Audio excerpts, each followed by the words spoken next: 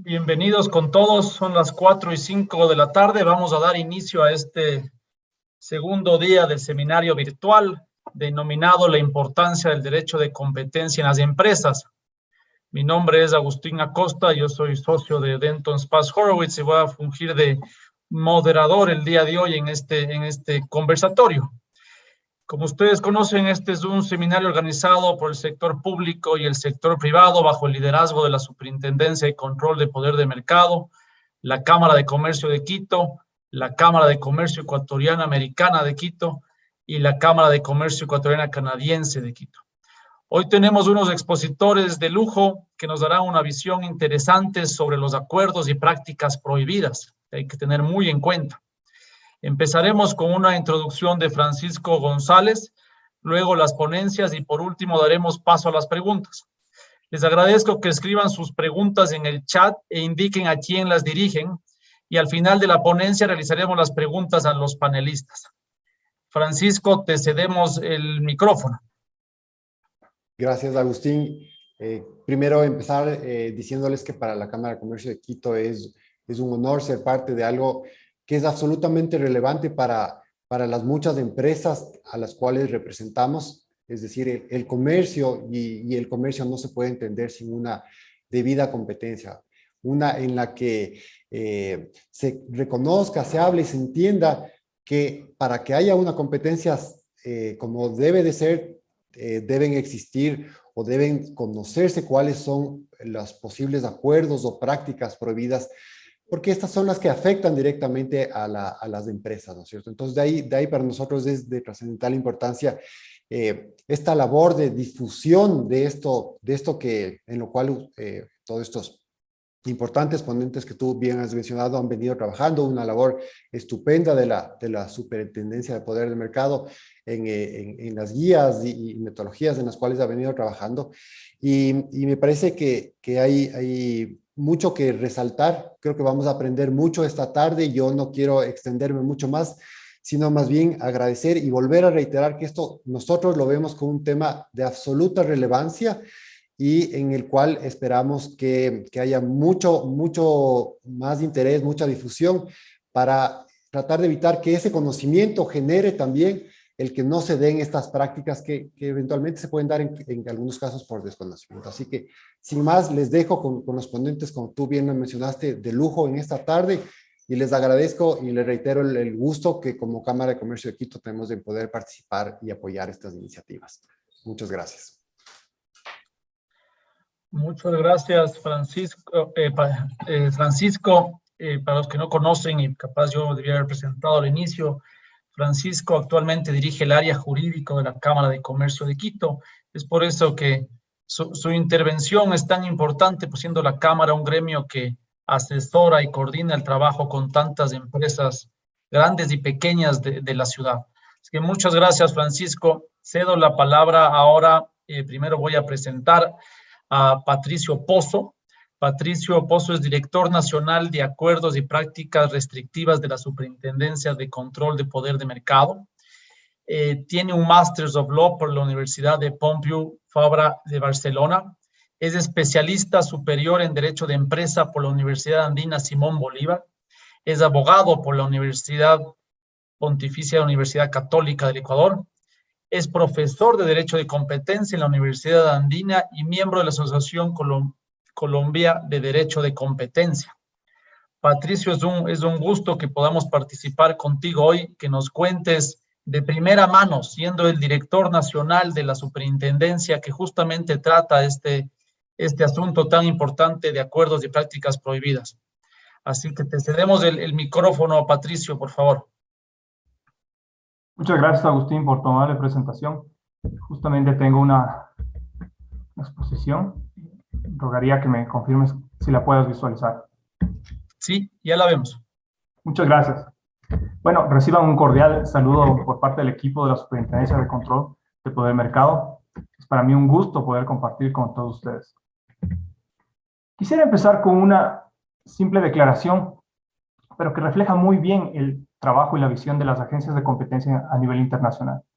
Y señala justamente de que los acuerdos que se den entre competidores representan el mal supremo del derecho de la competencia, el denominado derecho antitrust en el sistema estadounidense, dado que derivan en la colusión.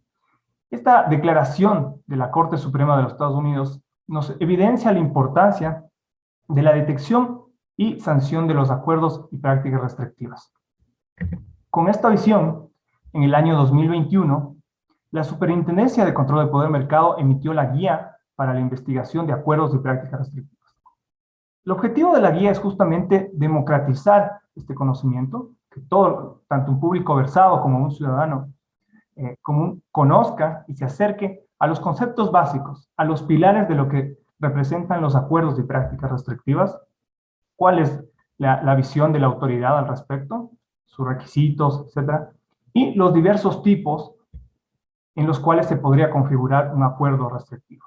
Esta visión es importante, dado que la regulación ex ante que se puede dar por el asesoramiento por parte de los abogados, debe conocer cuál es la visión y qué es lo que se puede o no puede hacer en lo que se refiere a acuerdos anticompetitivos. A priori, definamos qué es un acuerdo práctica restrictiva o acuerdo colusorio. Y debemos entender simplemente de que estos son los pactos o convenios que se dan entre dos o más operadores económicos. Y para fines de la presente exposición diría, entiéndase operadores económicos como empresas. Y estas dos o más empresas han pactado, han convenido el falsear o restringir la competencia. Y lo hacen justamente con un propósito de afectar al mercado y obtener mayores réditos. Esa afectación puede ser a los competidores directos, puede ser a los consumidores que tengamos, o a la propia eficiencia del mercado. Si tomamos eso en cuenta, podemos ver lo nocivo que son estas prácticas y por qué deben ser vetadas y sancionadas por la autoridad de competencia.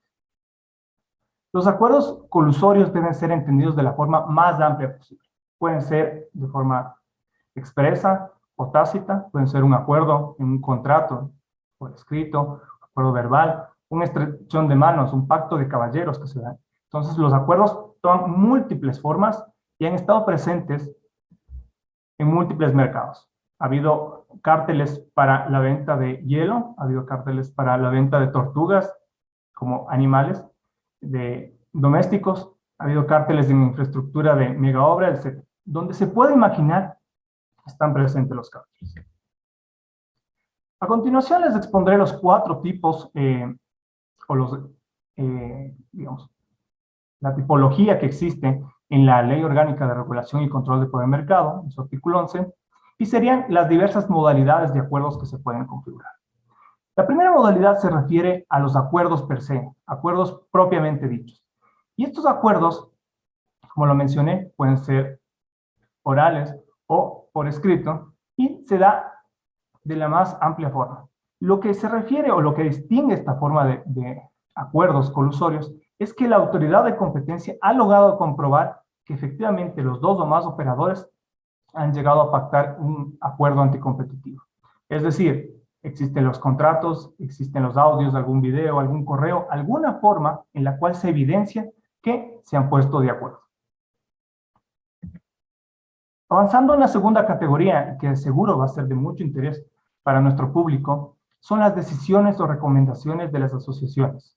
En este se aborda todo tipo de recomendaciones o decisiones que pueda tomar una federación, gremio o agrupación, que de cierta forma direccione, emita algunas directrices, algunas recomendaciones, comunicados, para que sus miembros adopten un comportamiento común.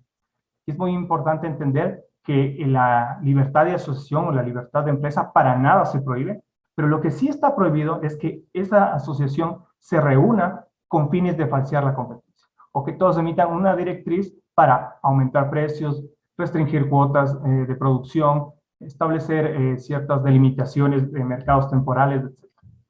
En ese sentido, nuestra ley contempla esta práctica como prohibida. El tercer escenario es un poco más complicado, que es las prácticas concertadas. Y en este escenario tenemos que la incertidumbre del mercado, la competencia leal que debe existir entre todos los operadores económicos, se sustituye con una cooperación práctica entre todos los miembros. Es decir, no hay, digamos, un acuerdo per se, no se puede comprobar que realmente Patricio se reunió con Francisco, etcétera, para fijar precios, pero de todo el esquema o prueba indiciaria a nivel económico, se detecta un comportamiento en común. Al respecto hay este famoso caso que es el caso White versus Packer, que es en la isla de Martha's Vineyard. Esta es una pequeña isla en el estado de Massachusetts, el Cabo de Cod, en el cual, como era difícil acceder, tenías que acceder por ferry, hay altas barreras de entrada, las diversas gasolineras se pusieron de acuerdo para fijar precios del mercado. Por las propias condiciones del mercado, este tipo de conductas se facilitan. Si nosotros, por ejemplo, entramos a una gasolinera, por ejemplo, Ecuador, podemos ver que cada gasolinera presenta el precio que tiene a $1, diésel, extra 1.50, etc. Eso facilita la coordinación entre operadores, dado que el precio es público. Este escenario, como les he mencionado, es un escenario un poco complicado que se dé, sin embargo, se encuentra dentro de la esfera de control de una autoridad de competencia. El cuarto y último escenario es un escenario que todavía falta por desarrollar. Todavía la doctrina y la jurisprudencia nacional tienen que establecer de una forma clara la limitación o los requisitos de configuración que existiría en este escenario, que son las prácticas conscientemente paralelas. Y se refieren a un tipo de conducta, un acuerdo colusorio, en el cual un agente observa los diversos comportamientos o actuaciones de sus competidores directos para acoplarse o tener una estrategia en común. Aquí podríamos ver un tema de interdependencia. Yo observo lo que hace Agustín, Francisco, Daniel en el mercado y todos nosotros nos adaptamos, lo que sería parecido a un equilibrio de Nash. Sin embargo, esta conducta es importante señalarla y tomar en cuenta que en algún momento se va a poder configurar. Hay todavía un trabajo muy importante que hacer en lo que se refiere a sus requisitos y delimitación. Bueno, hablando del artículo 11 de la LORCP.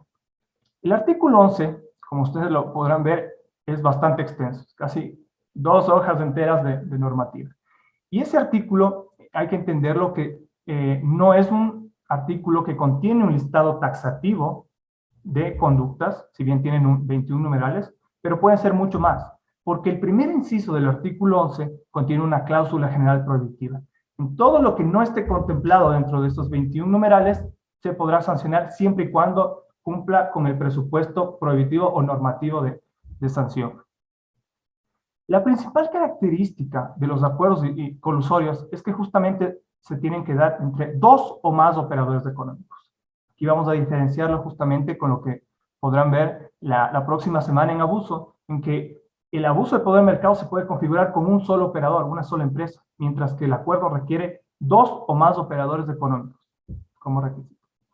Y el artículo 11, al igual que la doctrina y jurisprudencia local, han establecido 3 requisitos que los quisiera abordar brevemente. Y estos 3 requisitos son los siguientes. El primero es un requisito subjetivo, en el que, como bien les mencionaba, deben existir 2 o más operadores, tanto jurídica como económicamente separados, para configurar un acuerdo. Es decir, no te puedes poner de acuerdo si es que solo existe un operador económico. El segundo requisito se refiere a que ese acuerdo anticompetitivo va a tener un objeto o efecto el impedir o restringir o falsear la competencia. Aquí entramos a un tema un poco técnico que se refiere a un estándar de evaluación legal que se recopila desde el artículo 101 del Tratado de Funcionamiento de la Unión Europea, que es el estándar de evaluación de objeto-efecto, una dicotomía que se presenta. Entonces, hay acuerdos colusorios por objeto y acuerdos colusorios por efecto. ¿Cuál es la diferencia? Los acuerdos colusorios por objeto se refieren a que el propio acuerdo, su único propósito, naturaleza, es falsear la competencia. Estamos en categorías como fijar precios, limitar la producción, repartirse mercados, clientes, etcétera, coludir en compras públicas. Se observa que el único propósito de celebrar ese tipo de acuerdos es falsear la competencia. Mientras que en un segundo escenario tenemos los acuerdos colusorios por efecto, en el cual se debe evaluar, como su nombre bien lo indica, los efectos que produce esa conducta. No estamos muy seguros si es anticompetitivo o no. Son incluso las cláusulas denominadas grises, no es ni blanco ni negro. Entonces queremos evaluar si una determinada cláusula en un contrato puede producir efectos anticompetitivos para que una vez comprobados esos efectos anticompetitivos por la autoridad, sea sancionado. Finalmente, el tercer y último requisito, este requisito competencial, te dice que el acuerdo colusorio, esta restricción a la competencia, produzca unos efectos tanto actuales como potenciales perjudiciales para el mercado nacional. Entonces aquí justamente vamos a que celebramos un acuerdo anticompetitivo entre dos o más operadores. Este acuerdo justamente cumple con todos los requisitos de la ley y produce un efecto anticompetitivo en el mercado nacional. Como aquí entenderán, los acuerdos por objeto, dado que su propia naturaleza objetivo es restringir la competencia, no requiere comprobarse los efectos. Así lo ha establecido amplia jurisprudencia y doctrina al respecto, y es el criterio que ha tomado en los últimos años la autoridad, por lo que este tercer requisito, cuando es un acuerdo por objeto, no debe ser complementado, no debe ser cumplido. Si uno de estos requisitos no se cumple, obviamente vuelve imposible que se configure el acto anticompetitivo. Por lo tanto, es necesario que las actuaciones, el comportamiento de los operadores se acoplen o se subsuman a los requisitos establecidos en el artículo 11 de la LOCP. Muchísimas gracias por su atención. Quedo atento en la fase de preguntas a cualquier consulta que tengan. Muchas gracias. Muchísimas gracias, Patricio, por ceñirte al tiempo, sobre todo, y por la clara introducción y presentación de lo que constituye un acuerdo, una práctica prohibida y que tienen que cumplir esos tres elementos. Yo ya tengo algunas preguntas que posiblemente te las haga al final. Espero que los otros participantes o oyentes también escriben en el chat o estén pensando en alguna pregunta. Vamos a seguir a la siguiente ponencia. La siguiente ponencia que le va a llevar a cabo Eduardo Esparza. Voy a proceder a leer el currículum de Eduardo. Conozco muy bien a Eduardo, pero tengo que leer lo que dice aquí. Dice, Eduardo es director legal de Denton Spass Horowitz, el cual tengo el gusto de mencionarlo. Es máster en Derecho Internacional de Economic Law and Policy por la Universidad de Barcelona, magíster en Derecho Administrativo por la Universidad San Francisco de Quito, abogado por la Pontificia Universidad Católica del Ecuador y licenciado en Ciencias Económicas y Administrativas por la Universidad de las Américas. Actualmente dirige el área de competencia y derecho comercial internacional en Denton Spass Horowitz. Cuenta con experiencia en el sector público y privado, especialmente en derecho de competencia, derecho de comercio internacional y contratación pública. Eduardo, te cedemos el micrófono para que nos comentes sobre estos acuerdos y prácticas prohibidas desde el punto de vista de asesor empresarial ahora. Muchas gracias, Agustín, por esa presentación. Bueno, un poquito rompiendo el esquema, yo voy a hablar no de los acuerdos prohibidos, sino de aquellos que sí pueden hacerse y que incluso diría que en estos momentos serían muy necesarios. Y esto partiendo de una discusión que en su momento ya tuvieron las autoridades de competencia de otros países y que pues generó debate respecto a cómo deben manejarse este tipo de acuerdos y que están contemplados en la Ley Orgánica de Regulación y Control del Poder de Mercado. Sin embargo, realmente no se los ha ido desarrollando, no han sido todavía muy debatidos y por eso los traigo a colación el día de hoy. Muy bien, solo para un esquema, para aterrizar un poco mi presentación, en términos generales, todos conocemos que hay una Ley Orgánica de Regulación y Control del Poder de Mercado, que es la norma de competencia del Ecuador. Para que conozcan, existe una Junta de Regulación de la Ley Orgánica de Regulación de Control del Poder de Mercado, que es parte de la función ejecutiva y está conformada por los representantes de varios ministerios y la Autoridad de Control, que es la Superintendencia de Control del Poder de Mercado, que hace un momento escuchamos la intervención de su director de Acuerdos y Prácticas Restrictivas. Ahora, muy bien, como les había mencionado, durante la pandemia surgió esta discusión de los acuerdos que sí son permitidos y que incluso en estos momentos son muy necesarios. Y así, por ejemplo, pongo la cita de la Superintendencia de Industria y Comercio de Colombia, por ejemplo, que mencionaba, esto fue a inicios del año, más bien, a mediados del año 2020, cuando empezó la pandemia, el año 2021, que mencionaba que el hecho de que los acuerdos de colaboración entre competidores puedan generar efectos procompetitivos hace imperativo que los agentes no se abstengan de celebrar este tipo de acuerdos fundados por el temor de violar el régimen de protección de la competencia. Es decir, se vio la necesidad de que existan este tipo de acuerdos, pero ojo, son respecto a ciertas áreas que ya les voy a mencionar y con ciertos requisitos. No es que cualquier acuerdo, son ciertos que están específicamente señalados en la ley, pero que sí falta un poquito más de desarrollo o que lo sigamos tratando. Ahora, muy bien,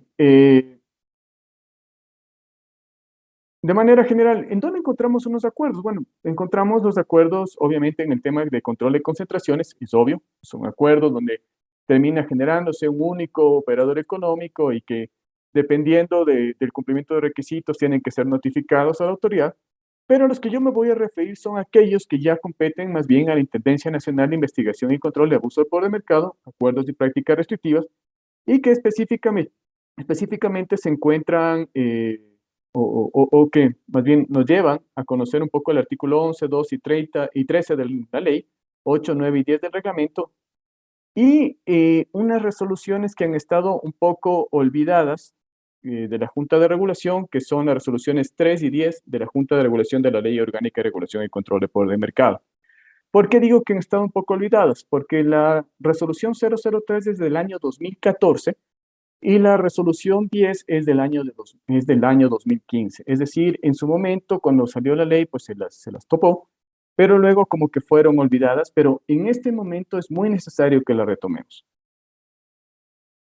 Muy bien, Patricia, hace un momento es una exposición pues, de los acuerdos prohibidos y aquellos que están establecidos básicamente en el artículo 11 de la Ley Orgánica de Regulación y Control de Poder de Mercado, y ha hecho una exposición pues muy clara, por lo que no hace falta regresar sobre este punto, por lo que más bien me voy a referir en cambio a aquellos acuerdos que son cobijados por la regla del minimis de la Ley Orgánica de Regulación y Control de Poder de Mercado y aquellos que están exentos de la prohibición.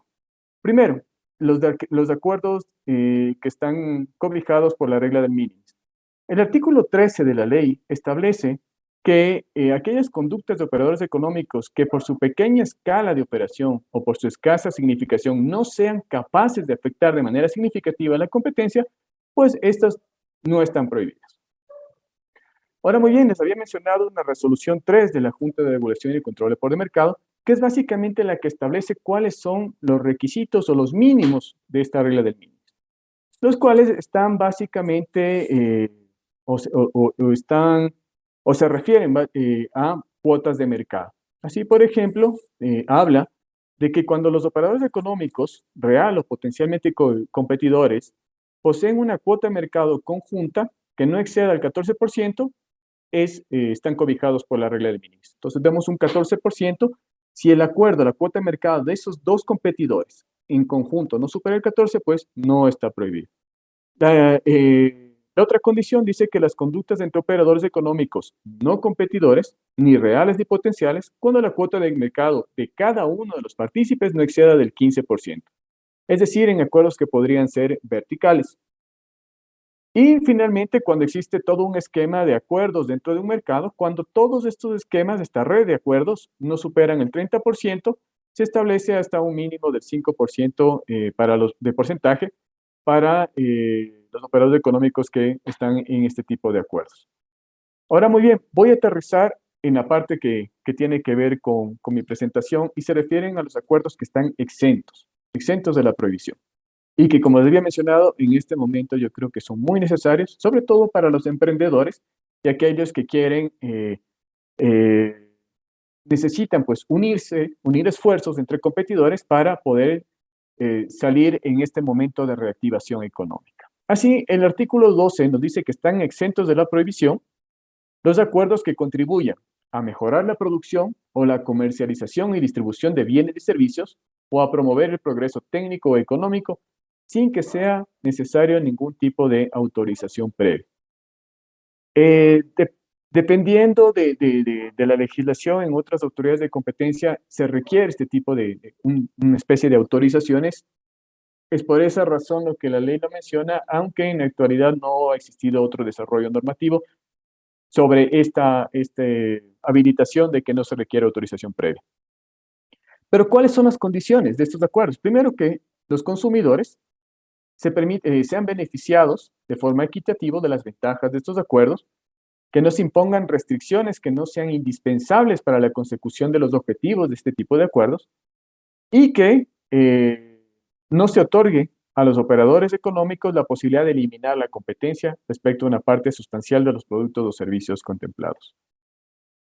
Ahora, muy bien, como bien lo mencionaba hace un momento Patricio, existen, y ahí hay que tener cuidado, porque existen algunos acuerdos que por objeto se presumen anticompetitivos y tienen básicamente que ver, y está establecido en el artículo 8 del reglamento, que tiene que ver básicamente con precios, tasas de interés, tarifas, descuentos, o aquellos que limitan, restrinjan, limiten, paralicen, establezcan obligaciones o controlen concertadamente la producción, distribución, aquellos también que se repartan de manera concertada a clientes y aquellos que en general pues, tengan por este objeto restringir la competencia.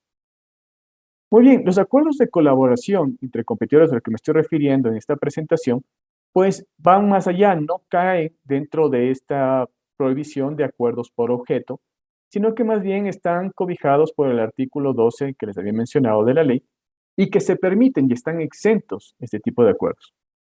Ahora bien, como les he mencionado, ¿cuál es el debate? Y cito a la Comisión Europea. Dice, los acuerdos de cooperación horizontal pueden dar lugar a beneficios económicos sustanciales, en especial si combinan actividades, conocimientos o activos complementarios.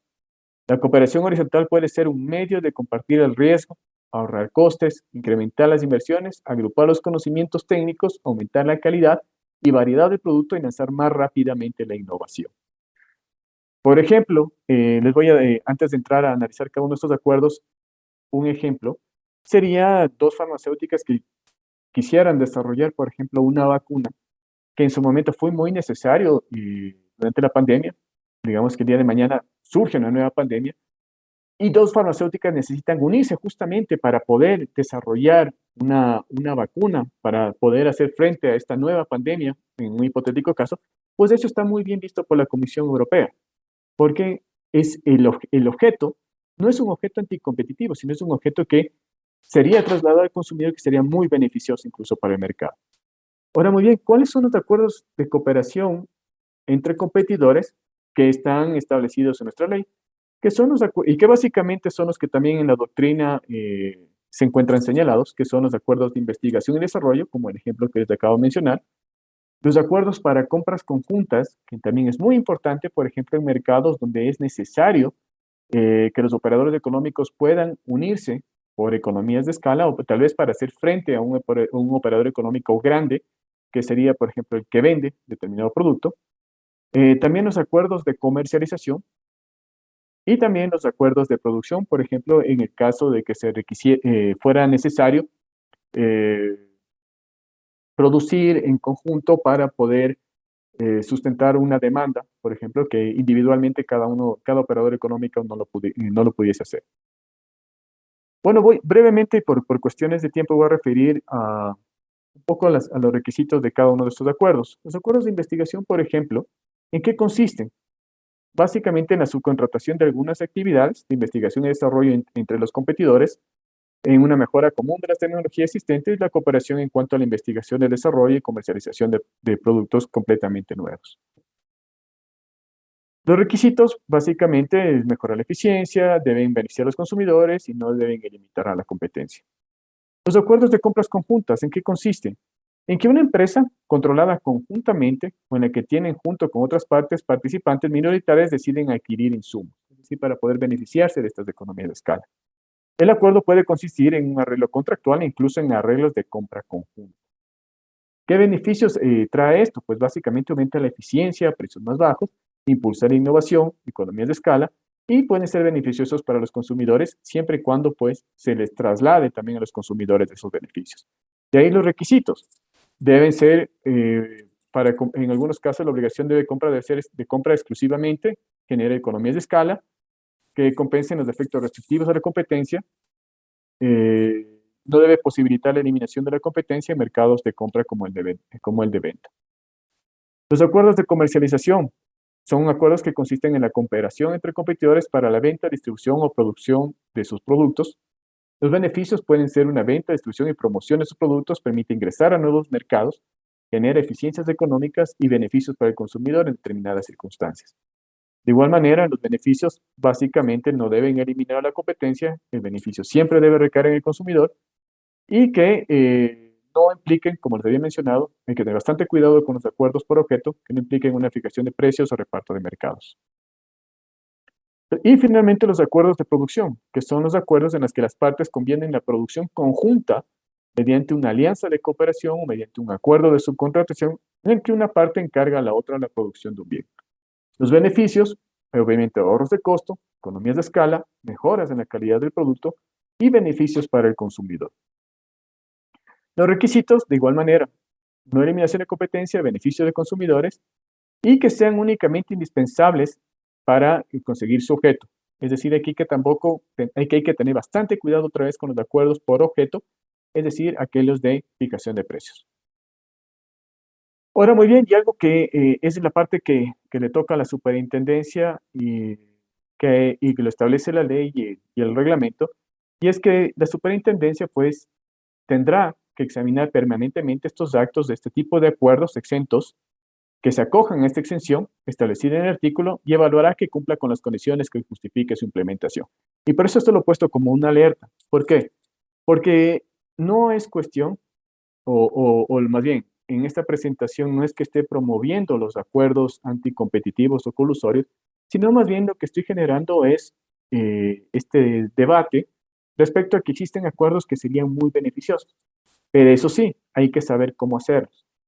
Hay que hacer acuerdos que no sean anticompetitivos, porque obviamente la autoridad de control está o tiene la atribución de examinarlos, y evidentemente si ven que durante su implementación estos acuerdos han sido más bien maquillados para conductas anticompetitivos, pues tendrá que sancionar. En conclusión, no todos los acuerdos de colaboración entre competidores son ilícitos. Al contrario, algunos de estos pueden ser necesarios para la subsistencia de las empresas. Sería útil contar con una guía para el análisis de los acuerdos de colaboración entre competidores exentos de la prohibición del artículo 11 de la ley. Y existen y se generó durante este tiempo de pandemia una vasta doctrina y jurisprudencia internacional que podría servir como guía a la autoridad de competencia sobre la aplicación de la exención. Por lo que, personalmente, yo considero que esas alternativas de estos acuerdos de colaboración entre competidores exentos de la prohibición de la ley son muy válidos y necesarios, sobre todo ahora que estamos en un proceso de reactivación económica. Con esto, muchas gracias y quedo sujeto a las preguntas que ustedes tengan. Muchas gracias, Eduardo.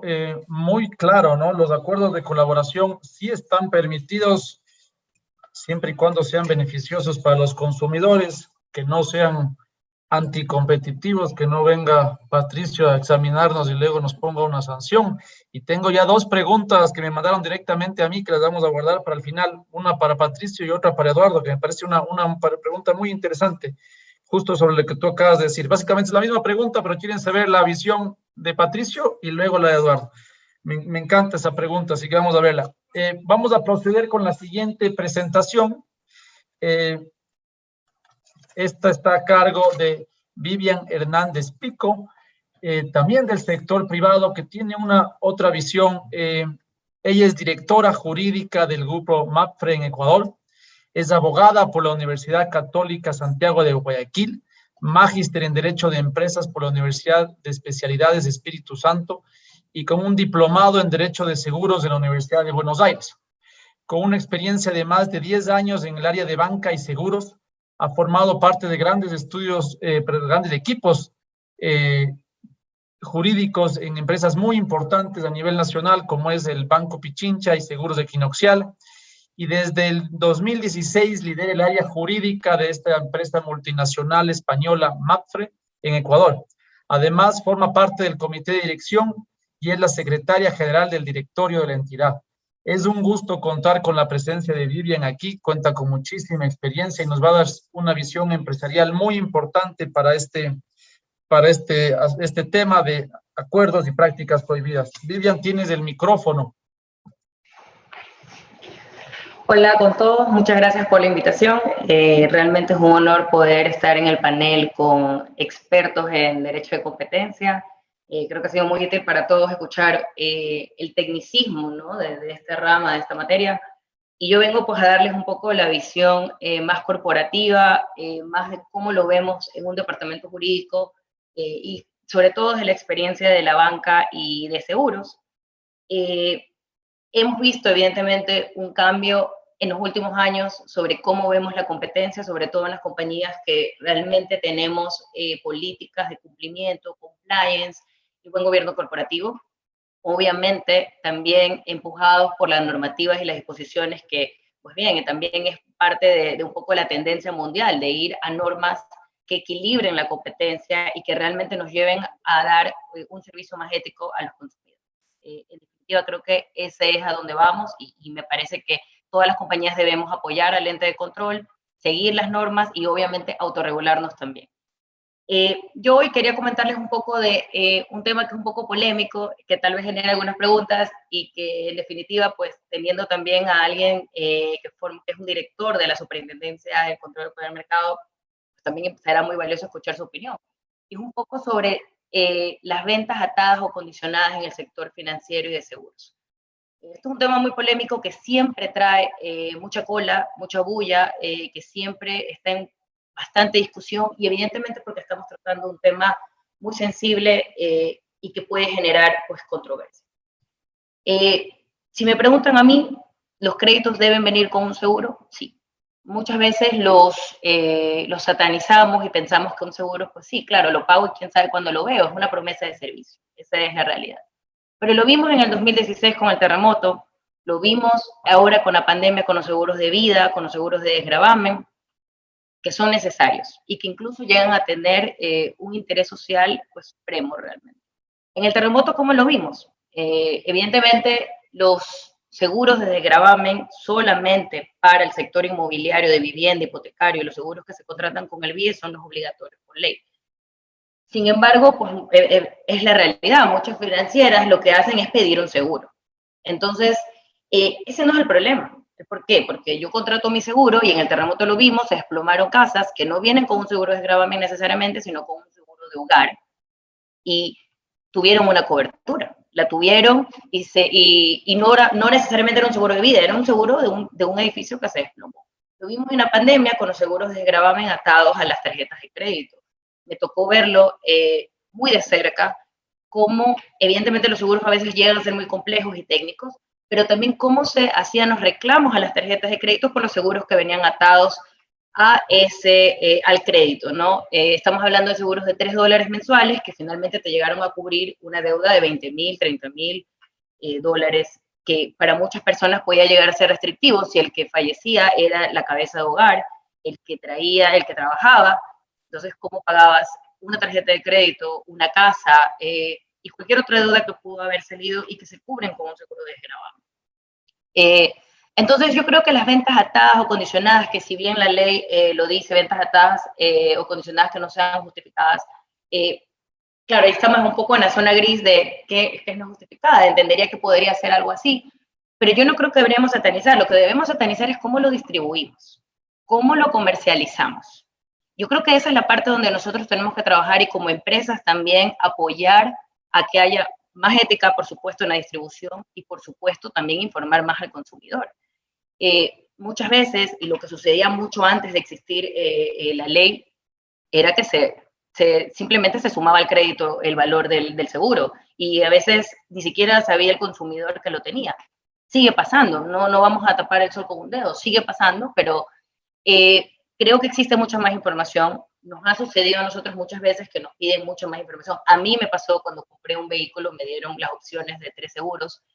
Y creo que es ahí donde debemos ir, avanzar más a que informar al consumidor. Si bien muchos de los beneficios de que existan principios en el derecho de competencia es que puede haber un sector más eficiente, una competencia más eficiente con precios a la baja, con un mejor trato al cliente, yo me quedo con un mejor trato al cliente. ¿Por qué? Porque, y lo hablo desde el sector que conozco, que es el de seguros, muchas veces no peleamos los precios, peleamos el cliente, evidentemente, y sí, puede ser que el precio pueda ser un ítem relevante, Pero lo que hace que haya un derecho a competencia, una libre competencia, una equidad en la competencia, es que ya no abandonamos al cliente, porque cuando tienes una venta atada y tienes un cliente que está obligado a contratar contigo, te preocupas de contratarlo y luego lo dejas botado y no hay un servicio postventa eficiente. Pero cuando tú tienes competencia, ya no lo vas a dejar botado porque vas a intentar dar un mejor servicio para que cuando haya una renovación, pues contrate contigo. Y yo me voy por ese punto, que las empresas debemos enfocarnos a eso, a dar un mejor servicio, a no creer que simplemente tenemos el negocio comprado, porque no es así. Existen muchos acuerdos de banca seguro dentro del sector y esto es algo que todos lo sabemos, pero el tema es que tenemos que ir a ese escenario. Creo que ya lo estamos haciendo, pero debemos ir a un escenario aún más informativo con nuestro consumidor, porque tanto el sector financiero como el sector seguro es un tema complejo, es un tema que ni siquiera a veces los abogados lo conocemos realmente a ciencia cierta, y es importante que un tema tan complejo como los créditos que van atados tal vez a un seguro, o no necesariamente tienen que ir atados por ley, pero que los contratan, sean informados al consumidor, porque tal vez no quiera pagar un seguro de $2, quiera pagar un seguro de 10 con una mejor cobertura. Entonces, me parece que es ahí donde tenemos que ir, y esta autorregulación que también hablo, que no solamente tiene que depender de lo que dice la ley, de lo que dice las circulares, me parece que la guía de los acuerdos y prácticas restrictivas que comentaba Patricio en un inicio es muy útil para todas las compañías, pero también las compañías debemos poner de nuestra parte y empezar a hacer manuales de conducta, hacer un seguimiento del compliance realmente, que tiene que venir desde la Junta General de Accionistas, al comité de dirección, a los mandos medios, obviamente al equipo comercial, a los clientes, incluso a los proveedores. Debemos ser parte de ese cambio, no podemos quedarnos estáticos esperando que el ente de control nos sancione o simplemente actuar por miedo a una sanción. La tendencia global, como lo decía al principio, es ir a estas buenas prácticas, ir a las buenas prácticas de competición. Y bueno, el sector financiero y el sector de seguros, evidentemente, tenemos que ir para allá, sentirnos también tranquilos de que vamos a competir en equidad, y que definitivamente el fin ulterior de esto también tiene que ser llegar a todos, ser más accesibles a todos y ser más informativos con todos.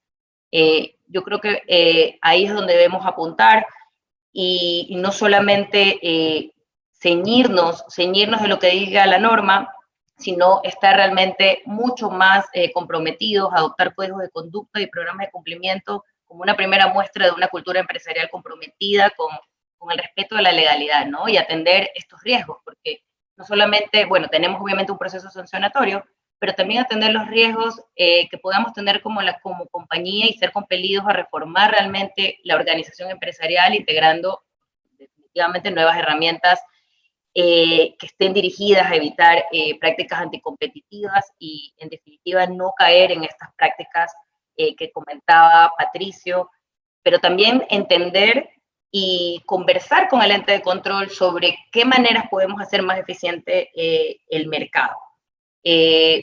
Hasta ahí mi presentación y pues quedo atenta también a cualquier pregunta que puedan tener a continuación. Muchísimas gracias, Vivian. Yo soy un apasionado del compliance y me encanta lo que acabo de escuchar de tu parte con respecto a la importancia, al rol que juega el sector privado en cumplir la normativa, no solo esperar que venga la autoridad, en este caso venga Patricio, nos inspeccione, nos sancione, sino el rol privado que juega, el rol importante que juega el sector privado a cumplir esa normativa para mejorar los servicios al consumidor, tener más transparencia, comunicar mejor, manuales de conducta, ser parte del cambio positivo, que es lo que tanto estamos promoviendo los público y privado, y tenemos que cambiarlo en todo sentido. Voy a pasar a las preguntas. Una pregunta para Patricio. Dentro de los requisitos, Patricio, que tú comentaste, hablábamos de que tienen que ser 2 operadores. Parece obvio, pero la pregunta que nos hacen es, ¿qué pasa con esos operadores que son parte de un mismo grupo? Que son capaz del proveedor, el centro comercial, el retail, la tienda, el distribuidor, la tienda, el centro comercial, son de un mismo grupo. ¿Cómo controla la autoridad esos acuerdos o prácticas prohibidas cuando pueden ser que estén entre los sentados en un mismo escritorio o sea la misma persona que maneja las 2 compañías? Gracias, Agustín. Muy buena pregunta. Es un escenario que lo vivimos a diario. Al respecto, te daría la explicación formal y después la doctrinal. El Código Orgánico Monetario Financiero, en el libro segundo, la Ley de Mercado de Valores, el artículo 191, y la codificación de resoluciones de la Junta de Política Monetaria y Financiera, el libro décimo, establecen que justamente cuándo se va a determinar que hay un grupo económico. Y es decir, cuando yo observo que una persona, natural o jurídica, tiene una cuota mayor al 50% de participaciones o acciones en una empresa, puedo decir que forma parte del mismo grupo económico. Es decir, observo, por ejemplo, que Eduardo es el accionista mayoritario en la compañía A, B y C. Yo no puedo hablar de dos o más operadores, simplemente es un solo operador. Esto se conoce en el derecho de la competencia como el Single Economic Entity, es la unidad económica como tal.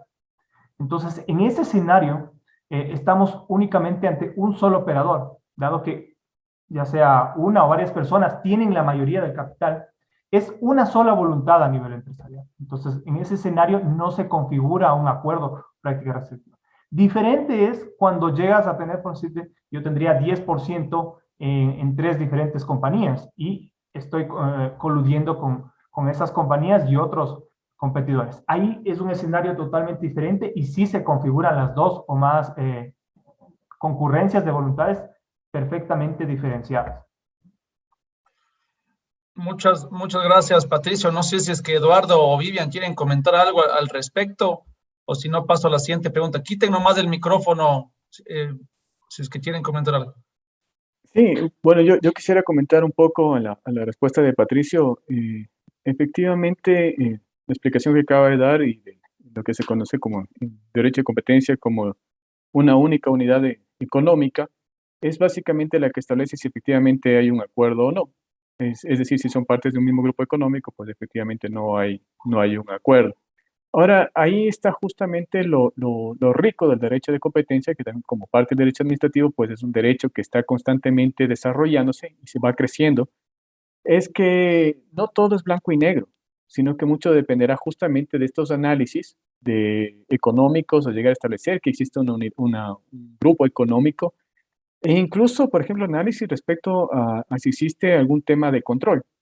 En temas de control de concentraciones, que es muy similar a lo que acaba de mencionar Patricio respecto al 50%, que si vamos al tema de control de concentraciones, estaríamos diciendo que es un tema de control.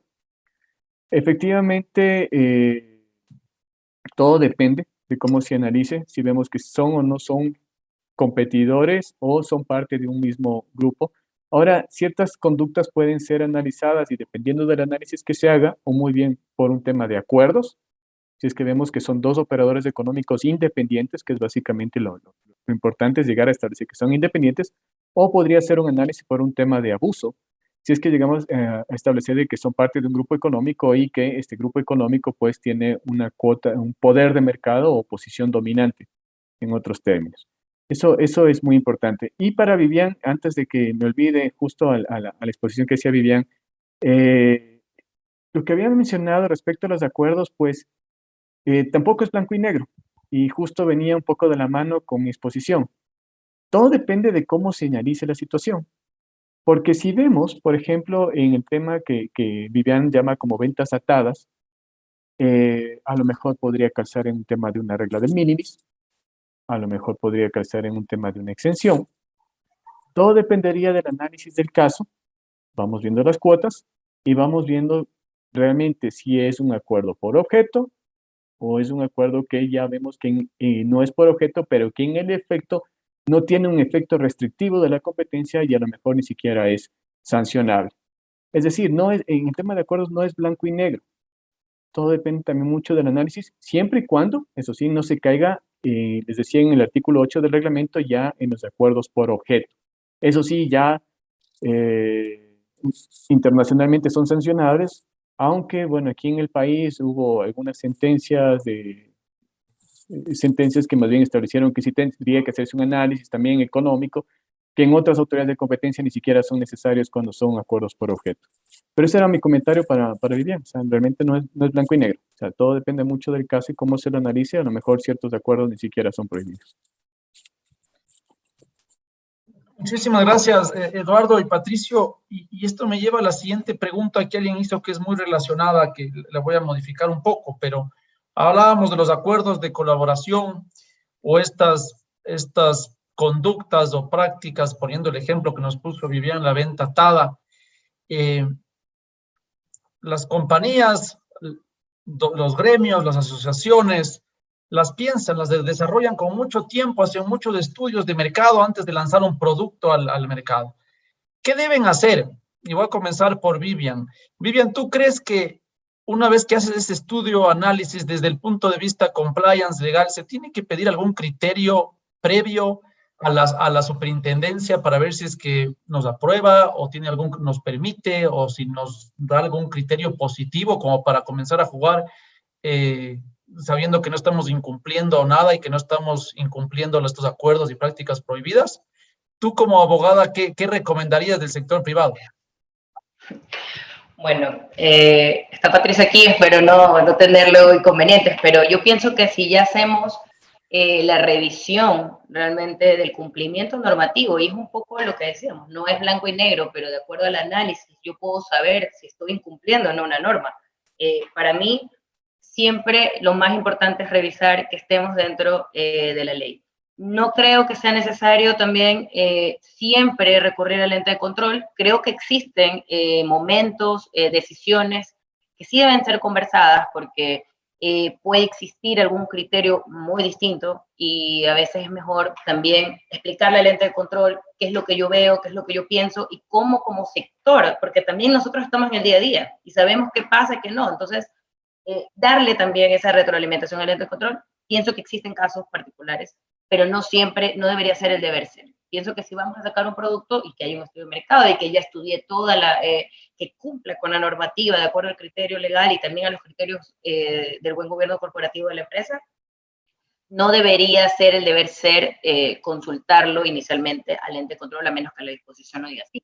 Pero existiendo casos particulares que puede traer una repercusión, pues sí, sí debería conversarse, pero más que nada como un tema de retroalimentación al ente de control sobre cómo funciona también en el día a día el sector, porque pasa mucho, cada sector es muy distinto.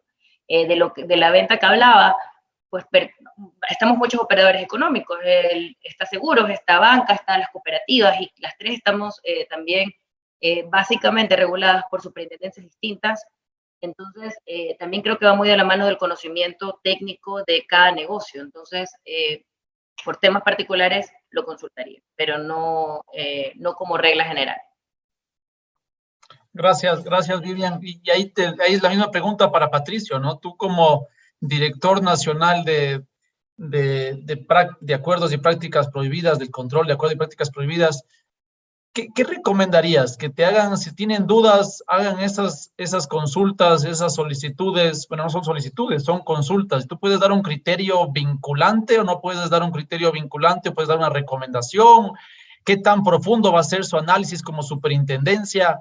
Capaz eso está en un reglamento y es una respuesta muy sencilla, pero capaz no todos aquí hemos leído ese reglamento de las competencias, de las facultades que tiene la dirección a cargo tuya, Patricio. No sé si nos puedes aclarar un poco. Sí, perfecto, Agustín. Bueno, un poco lamento que no pueda Vivian explayarse en todos los elementos o ahondar en toda la explicación por mi presencia, pero en lo que se refiere a las atribuciones de la Dirección Nacional de Acuerdos de Prácticas Restrictivas, nosotros no emitimos un criterio vinculante al respecto. Se puede hacer una consulta sobre la aplicación de la ley dirigida al señor Superintendente de Control del Poder de Mercado, pero nosotros no emitimos un pronunciamiento y eso tiene obvias razones, por decir, la evaluación de una conducta, un acuerdo colusorio, como muy bien lo señalaba Eduardo, es un análisis caso por caso. No existen aquí ni blancos ni negros. Toca analizar el mercado relevante, toca ver la dinámica de ese mercado, quiénes son los operadores. Entonces, eso obviamente requiere un análisis mucho más profundo, con muchos datos, para poder generar un escenario de si existe o no un riesgo de corrupción. Entonces, en ese sentido, claro, cuando te presenten un breve detalle de lo que está pasando desde la visión del operador, no sería muy práctico. Y lo veo también incluso desde el ámbito privado. Imagínate, cada acción que requieran consultar a la autoridad y hasta que se genere una respuesta, no sería muy práctico. Sin embargo, como para concluir, no deberían presentar, lo que sí se puede hacer una consulta sobre la aplicación de la ley al superintendente. Muchísimas gracias, Patricio. Muy claro. Hay que ver a la final los efectos de ese acuerdo, de esa práctica, a ver si tiene un impacto y no podemos predecir con certeza cuáles van a ser los efectos.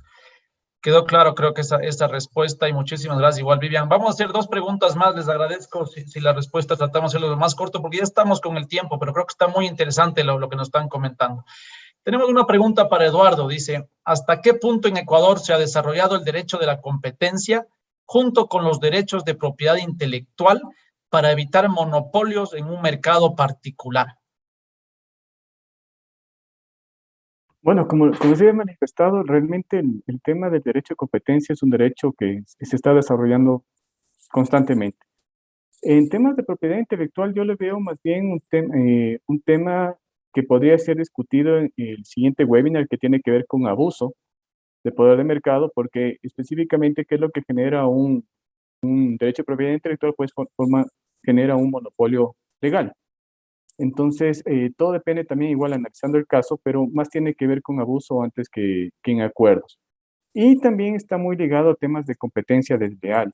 Hay que analizar el caso también en una cuestión de competencia desleal para ver cómo encaja. En tema de acuerdos, no, y exactamente la pregunta lo dice monopolios, y monopolios más bien un tema de abuso de poder de mercado. Pero no me quería quedar con la gana de la discusión en ese momento de la pregunta que estaban comenzando Patricio y Vivian. Yo lo que recomendaría, por ejemplo, de mi experiencia, tanto como autoridad de competencia en su momento y en el sector privado ahora, es que sí se acerquen a la autoridad, pidan una reunión de trabajo y más o menos pueden preguntar, hacer preguntas y un poco inteligenciar también a los funcionarios respecto a cómo funciona el sector.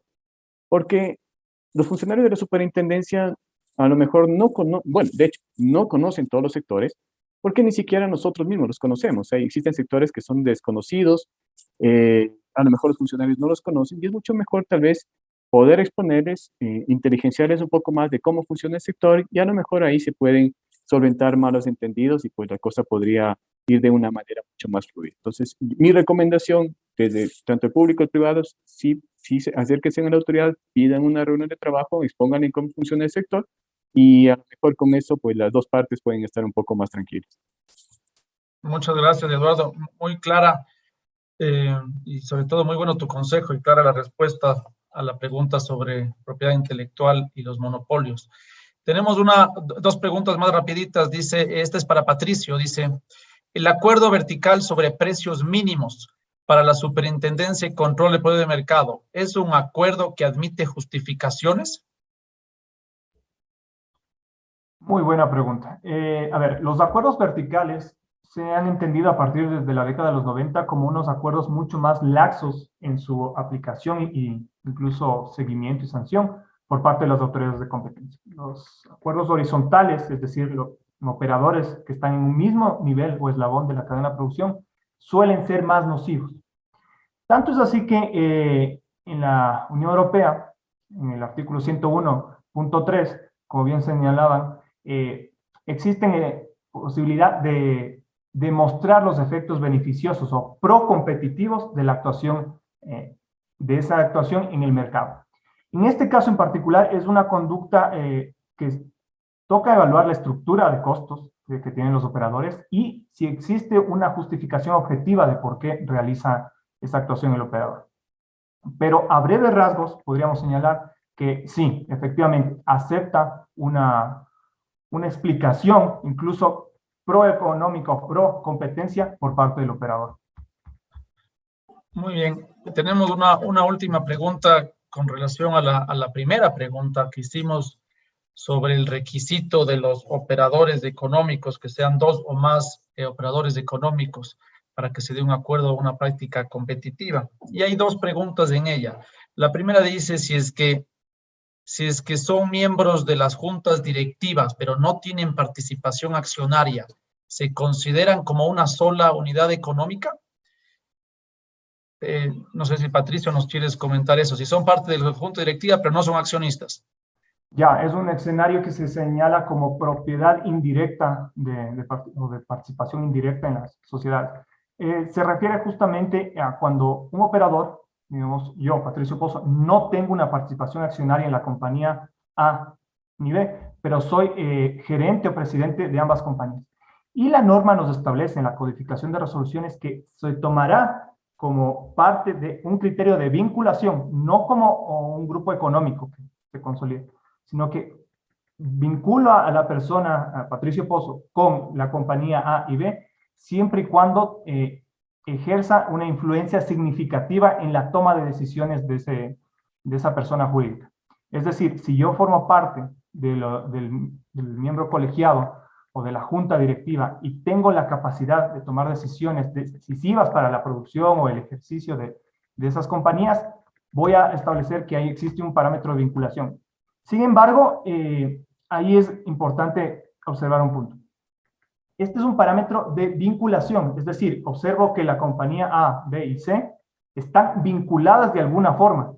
Se permite, incluso facilita el intercambio de información, mas no configuraría solo con ese elemento la consolidación de un grupo económico. Entonces, ese criterio, sí, justamente en los programas de compliance es muy importante evaluar la estructura societaria de las compañías y las diversas relaciones que tienen por las implicaciones que podrían tener a nivel de derecho a la competencia. Perfecto. Creo que tenemos muchas preguntas más, pero ya no tenemos más tiempo. Les agradezco muchísimo, Patricio, Eduardo y Vivian, por sus presentaciones, por la claridad de sus respuestas. Les agradezco a todos por participar en este segundo seminario virtual de la importancia del derecho de competencia para las empresas. La próxima semana se llevará la tercera sesión. Les invitamos a todos que participen y, por favor, si tienen dudas o preguntas, creo que es muy fácil encontrar los correos de Patricio, de Eduardo y de Vivian, y estoy seguro que ellos les podrán responder las preguntas. Si quieren, me la mandan a mí y yo con gusto también les puedo hacer llegar a ellos. Les agradezco muchísimo, Vivian, Eduardo, Patricio, y gracias a la Superintendencia de Control del Poder de Mercado, a la AmCham, a la Cámara de Comercio Ecuatoriana Canadiense y a la Cámara de Comercio de Quito por proponer y auspiciar estos eventos de conversación entre el público y el privado que nos dan muchísimas luces para los que asesoramos a las empresas y para las empresas también. Muchas gracias.